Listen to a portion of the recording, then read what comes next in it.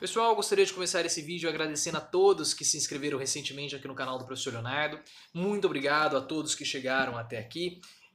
Ultrapassamos a marca dos 28 mil inscritos. Vamos ver se a gente consegue chegar até o final de dezembro na marca dos 29 mil inscritos. Sejam todos bem-vindos. Aqui é um canal de reflexões políticas, onde eu tento fazer as análises da forma mais fria e racional possível. Eu não falo análises imparciais, porque todas as minhas análises são análises parciais, obviamente. Para eu fazer a análise, eu tenho que levar em consideração a minha bibliografia. Então, os livros que eu li, as experiências, então não tem como você ser imparcial, mas tem como você ser racional e principalmente frio. E é assim que nós fazemos as análises aqui no nosso canal. Então, e por que eu falo nosso canal? Porque os seus comentários são muito importantes. Os seus comentários ajudam na minha e na nossa reflexão. E muitas das análises que eu fiz que acabaram se confirmando depois e sendo replicadas por outras pessoas mais famosas, jornalistas mais famosos. A gente brinca muito com o Vila aqui no canal, que eventualmente acaba fazendo uma análise parecida com as minhas, depois de eu ter feito, é graças aos seus comentários.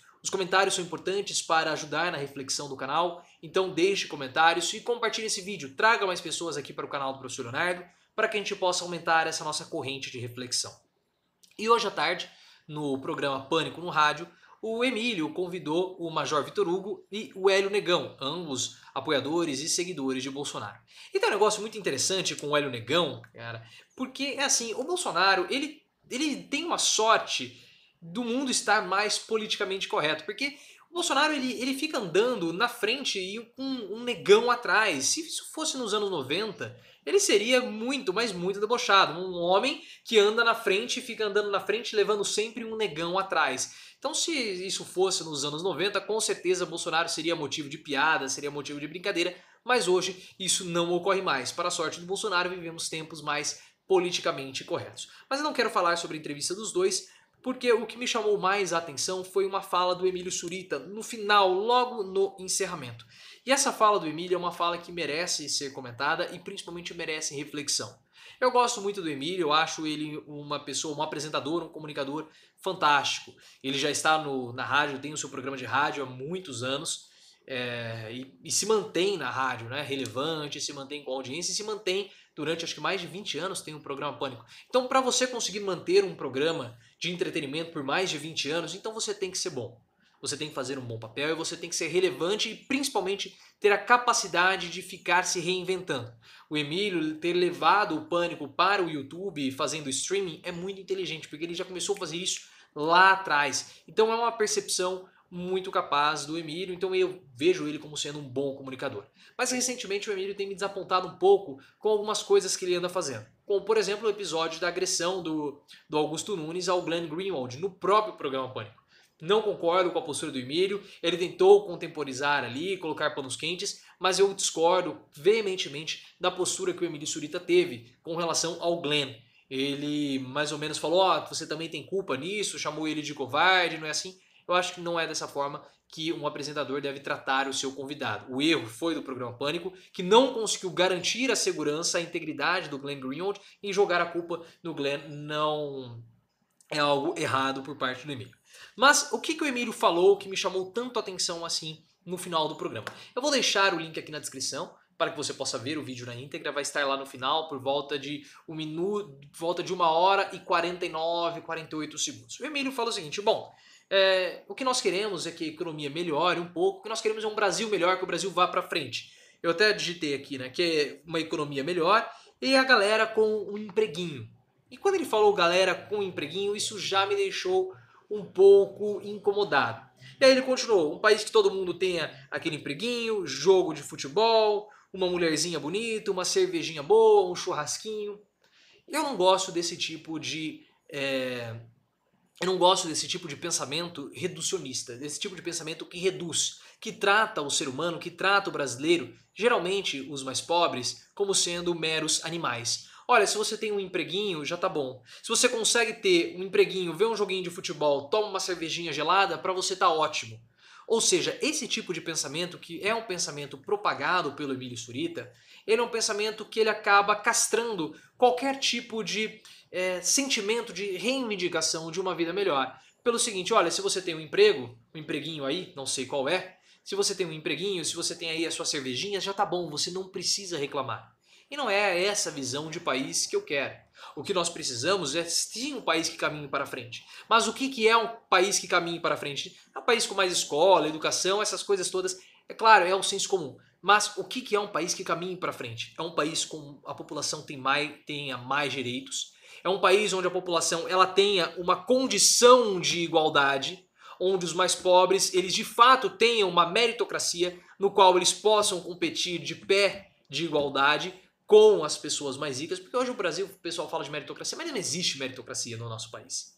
Como que eu posso falar de meritocracia sendo que há uma distância muito grande? A ONU mostrou que o nosso país hoje é um país muito desigual. Então o que nós precisamos lutar? Lutar para que as pessoas tenham o direito de lutar por direitos, tenham o direito de lutar para terem mais direitos. Terem direito a uma educação de qualidade, tenham o direito de reivindicar condições melhores de trabalho, tenham o direito de brigar em par de igualdade com as camadas mais altas. E esse comentário do Emílio não é um comentário adequado para a minha perspectiva de Brasil, a minha visão de mundo. Porque o que é um empreguinho? O empreguinho é ser motorista de Uber? É fazer bico? Se você é um motorista de Uber, se você está fazendo bico com Uber, isso é um emprego. Mas não é um emprego formal, não é um emprego onde você tenha direitos trabalhistas. E muitas pessoas acham, olha, mas o brasileiro tem muitos direitos e poucos deveres. Você está errado, você está completamente equivocado. Nós precisamos sim ter mais direitos, porque se você não sabe, para que você possa fazer o capitalismo girar, para que você possa fazer a máquina econômica girar, para que você possa ter consumo, porque é só o consumo que faz com que a máquina econômica gire, é só o consumo que faz com que as empresas continuem investindo e principalmente as empresas continuem existindo. E para que haja consumo é necessário que haja estabilidade. A estabilidade, ela é a palavra central do capitalismo. Por que você acha que o capitalismo ele precisa do politicamente correto? Porque o politicamente correto ele traz estabilidade. O politicamente correto ele ameniza o discurso, ele ameniza o tratamento.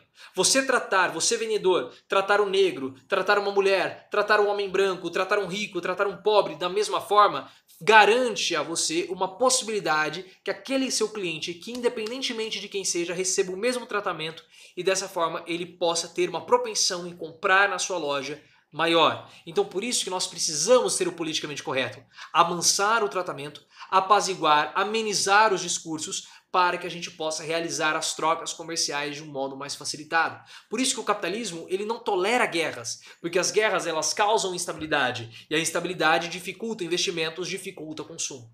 E é por isso que nós precisamos ter direitos trabalhistas. O emprego informal, o entregador de Uber, o entregador de Rappi, o entregador do iFood, ele não sabe quanto ele vai ganhar amanhã. É muito instável e se ele se acidentar, se ele machucar, em uma das corridas que ele está fazendo, ele sofre um acidente e se machuca, quebra a perna, ele não pode mais trabalhar. E aí como que fica a vida desse cidadão? Ele perde o emprego, ele perde a renda. Então o emprego informal, a redução dos direitos trabalhistas torna a vida do cidadão uma vida muito insegura, uma vida uma vida muito instável. E você não tem a segurança para saber quanto que você vai ter amanhã na sua carteira. Vou dar um exemplo para você. Hoje, segunda-feira, começando a semana, você tem 10 reais. E aí você tem 10 reais e tem um pão de queijo ali na cantina da sua escola, da sua faculdade ou da cafeteria ali do restaurante próximo do seu trabalho. Se você tem certeza que amanhã você vai ter outros 10 reais, você pega esse dinheiro, esses 10 reais que você tem hoje e compra aquele pão de queijo. Se você não tiver certeza que você vai ter mais 10 reais amanhã, o que você faz? Você, ao invés de gastar esses 10 reais comprando um pão de queijo, você guarda. Esse dinheiro que você guardou, porque não sabe como que vai ser o seu dia de amanhã, é um pão de queijo a menos que você compra daquele comerciante. É um lucro a menos que aquele comerciante tem.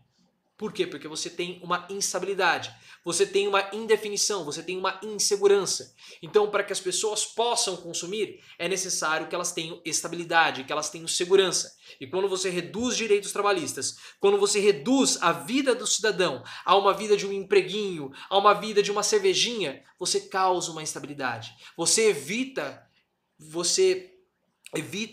que a pessoa, o cidadão, critique, lute por melhores condições. E nós precisamos lutar por melhores condições de vida, porque o capitalismo necessita de estabilidade, o capitalismo necessita de melhores condições de vida para que as pessoas possam consumir mais. Eu estou falando isso porque eu sou bonzinho, eu estou falando isso numa ótica completamente capitalista. Se as pessoas não têm estabilidade, se as pessoas não têm melhores condições, elas não vão comprar, elas não vão consumir. E é papel do governo, é papel da nossa sociedade, dos governos, dos nossos governantes, garantirem uma condição mínima e uma condição de estabilidade para que as pessoas possam consumir. Essa é uma visão do Bauman, do Zygmunt Bauman, naquele livro Capitalismo Parasitário, e eu concordo completamente. Hoje, o mundo precisa, os governantes, eles precisam prover um ambiente estável e principalmente um ambiente com crédito para que as pessoas possam consumir. Porque o crédito faz com que as pessoas tenham condição de consumir naquele momento. O que é o crédito? É você pegar um dinheiro que tem na data futura e trazer para a data presente. E assim você consegue consumir. E à medida que você vai consumindo, você vai girando a economia. Mas por que você pode pegar um crédito? Porque você está estável, você está estabilizado. Se você tem dívida, o seu futuro não é um futuro garantido. O seu futuro é um futuro incerto, é um futuro instável. Então você não pode ter o crédito. E o crédito hoje é o sangue que corre na veia do capitalismo, é o elemento principal do capitalismo. E perceba que para você ter crédito, para que o banco te dê crédito, você precisa ter estabilidade. Então a estabilidade ela é fundamental, a segurança ela é fundamental para que o capitalismo possa progredir, o capitalismo possa funcionar. E por isso que eu critico tanto essa visão do Emílio, porque ela reduz a percepção da população a uma visão muito simplista. Olha, se eu tenho meu empreguinho, se eu sou um motorista de Uber, eu tenho que estar satisfeito. Não, você não tem que estar satisfeito.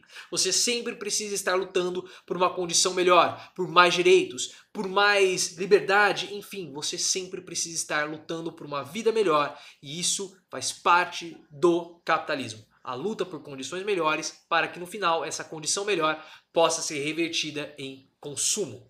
Infelizmente o Emílio não entende isso, ou o Emílio tem uma ideologia bastante simplista da vida, onde reduz as pessoas como sendo animais, onde se você tem ali uma tigelinha, um animal doméstico, a domesticalização do ser humano, é a domesticalização principalmente das camadas mais pobres. Olha, se você tem ali uma aguinha, uma raçãozinha que você possa se alimentar, mesmo uma ração de baixa qualidade, mas é uma água meio suja, uma ração que você possa alimentar em um cantinho para que você possa se proteger do frio, já tá bom. Você não precisa mais querer nada. E eu sou completamente contrário. Nós precisamos sempre batalhar por condições melhores, ainda mais num país tão desigual como é o nosso país. Você chegou até aqui? Considere se inscrever no canal, eu gostaria muito de ouvir a sua reflexão a respeito desse assunto. E também me siga no Twitter, @profleoficial.